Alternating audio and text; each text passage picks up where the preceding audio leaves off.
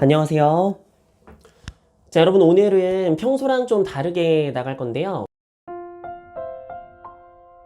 오늘은 영어와 한국어의 관념의 차이에 대한 얘기를 좀 같이 드려보려고 합니다.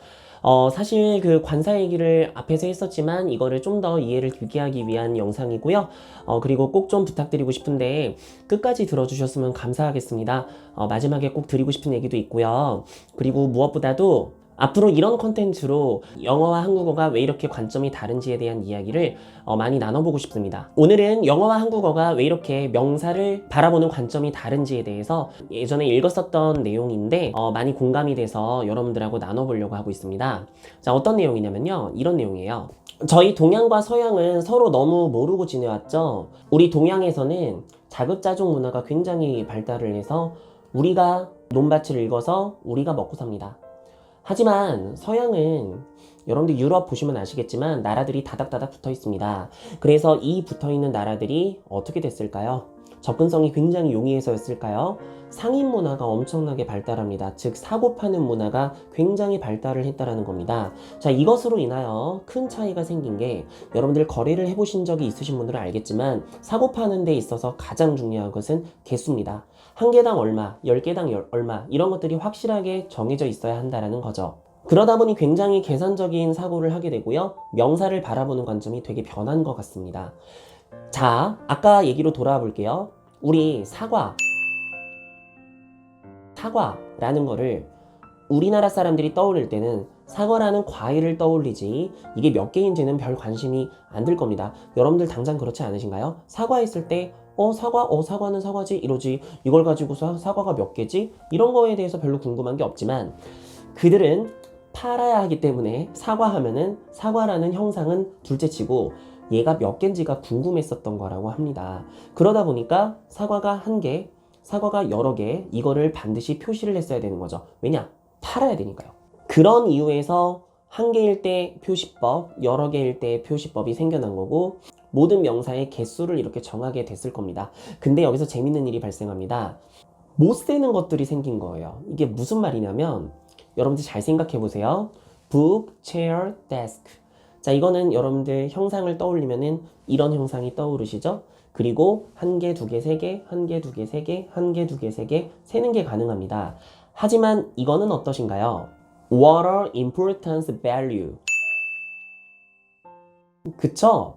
이거는 뭔가 정해진 형상이 없지 않습니까? 그러니까 셀 수가 없었던 거죠. 가끔 문제가 생기는 게 이렇게 셀 수 있는 것들은 표시를 할 수 있겠지만 이거는 개수를 셀 수가 없어요. 정해진 모양이 없다 보니까. 그러다 보니 어떻게 됐을까요? 셀 수 없는 거에는 우리 요 A나 S를 붙일 수 없게 된 거죠.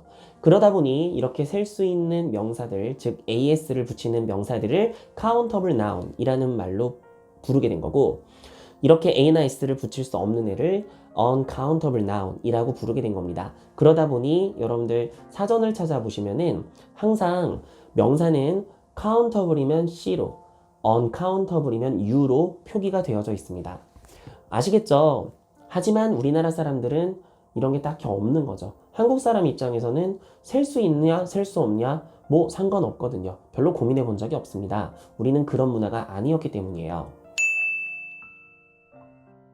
자, 이걸 거꾸로 생각해 봅시다. 그러면은 한국 사람들 입장에서는 영어를 배울 때 이 부분이 정말 어려울 수밖에 없지 않겠습니까?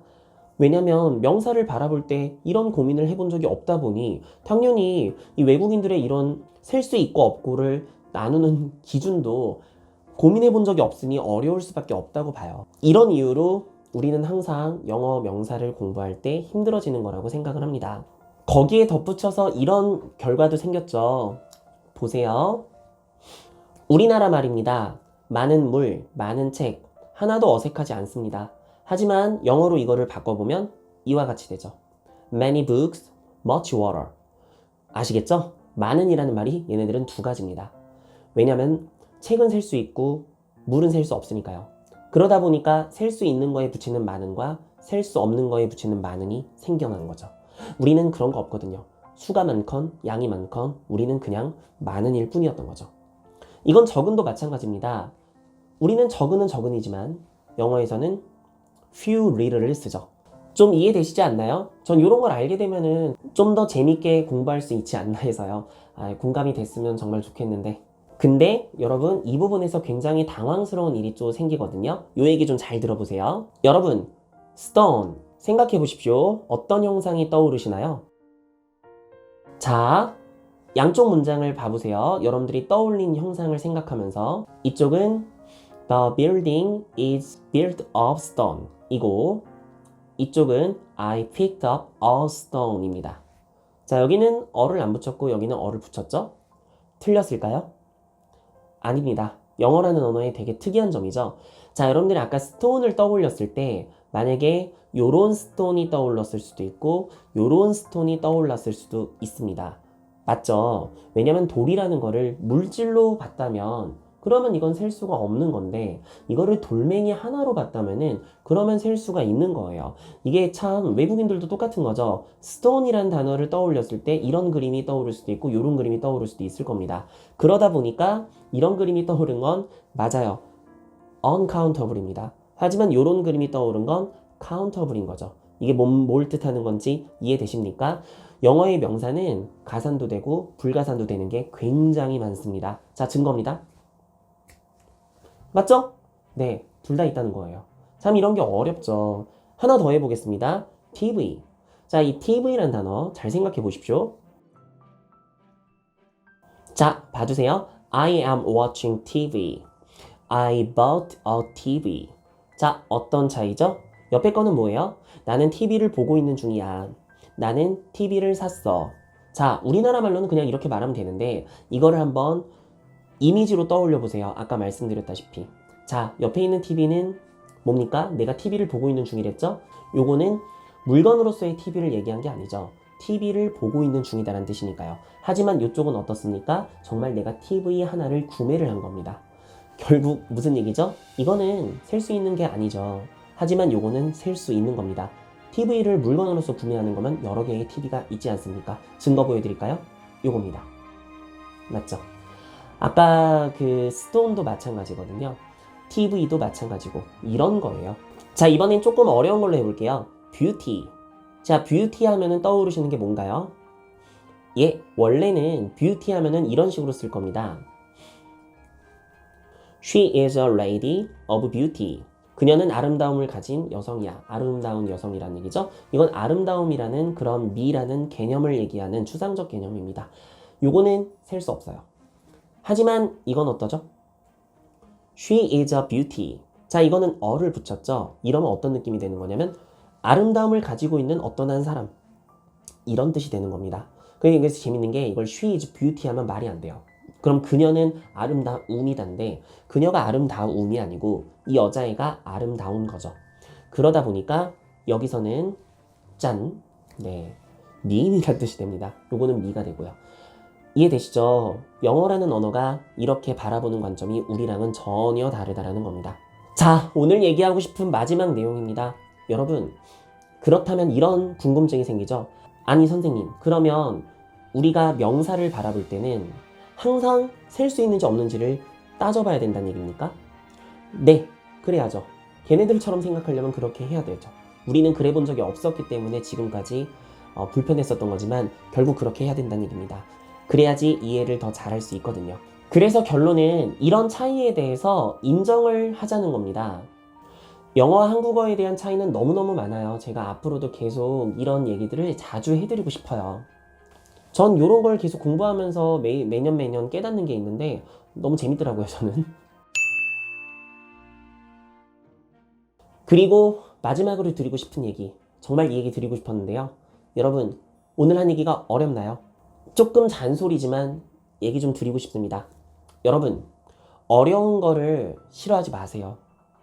쉬운 거 너무 좋아하면 안 됩니다. 여러분들, 쉬운 거는요, 우리가 항상 쉽게 솔직히 저도 이제 선생님이니까 항상 쉽게를 표방하고 그렇게 가르쳐 주려고 노력을 하지만 여러분, 사실 쉬운 거에 대한 엄청난 함정이 있습니다. 쉬운 거는요, 가치가 없는 일입니다. 무슨 말인지 아나요? 우리가 쉽다라고 말할 수 있는 거는 누구나 할 수 있기 때문에 쉬운 겁니다. 맞죠? 예를 들어 볼까요? 이게 적절한 예가 될지 모르겠지만 한번 보여드릴게요. 자, 이거는 100원입니다. 잘 보이시나요? 조금 가까이 와서 이거는 100원인데요. 자, 100원을 제가 여기다 올려놓겠습니다.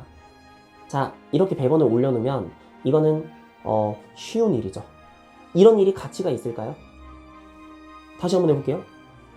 아무 가치가 없죠. 하지만 이건 어떠세요? 봐주세요. 제가 이거를 잡아서 던지면 없어집니다. 여기 있습니다. 하나 더 해보죠. 이거를 집어넣어서 눌러서 없어집니다. 뒤쪽에서 나와요. 한 번 더 봐주세요. 지금 여기서 보이셨나요? 한 번 더 해볼게요. 보이시나요? 예! 신기한가요? 안 신기할 수도 있는데 사실 제가 고등학교 때 마술사를 하려고 했었어요. 예, 되게 제가 어렸을 때부터 뭔가를 사람들한테 신기한 걸 보여주는 걸 되게 좋아했어가지고 정말 마술을 열심히 했었는데 뭐 이건 지금 빙산의 일각이고 나중에 기회 되면 더 좋은 거 알려드릴게요. 그런데 제가 이거를 왜 보여드렸냐면 지금 이거를 보시고 오 신기하다 이런 생각을 여러분들이 가질 수 있고 관심이 좀 갈 수 있죠. 여러분 이거 되게 어렵습니다. 한번 해보십시오. 되나? 진짜 이거 처음 보신 분이 방금 제가 이렇게 띄워가지고 올린 거 있죠. 이거 이만큼이라도 뛰면 인정합니다. 절대 안 뜁니다. 이건 정말 순수 노력으로 제가 한 달 동안 미친놈처럼 계속 해가지고 겨우 이만큼 뛰게 된 겁니다. 이게요 어려운 일이라는 거예요. 뭔가 어려운 일을 하면 남들이 못하거든요. 그렇기 때문에 그게 가치가 있는 일로 인정을 받을 수 있는 거라고 저는 생각을 합니다. 즉 쉬운 일은 누구나 할 수 있는 일이니까 별로 가치가 없다라는 거예요. 어려운 일을 이겨내야 여러분들이 더욱더 가치 있는 사람이 될 수 있는 거라고 생각을 합니다. 지금 말하는 게 좀 오바라고 생각할 수도 있지만 그냥 한번 드려보고 싶었습니다. 쉬운 거 좋아하는 사람은 발전이 없다라는 겁니다. 어려운 거를 부딪혀서 그거를 딛고 일어설 때 비로소 발전이 있고 훨씬 더 여러분들의 굉장한 사람이 될 수 있는 거 아닐까요?